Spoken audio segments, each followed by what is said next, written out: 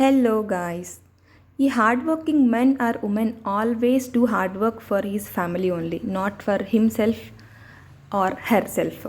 ఎప్పుడన్నా మా mother call చేసి మీ హస్బెండ్ ఏం చేస్తున్నారు అంటే ఏమో ల్యాప్టాప్లో వర్క్ చేసుకుంటున్నారు మా అని చెప్పేదాన్ని అనమాట.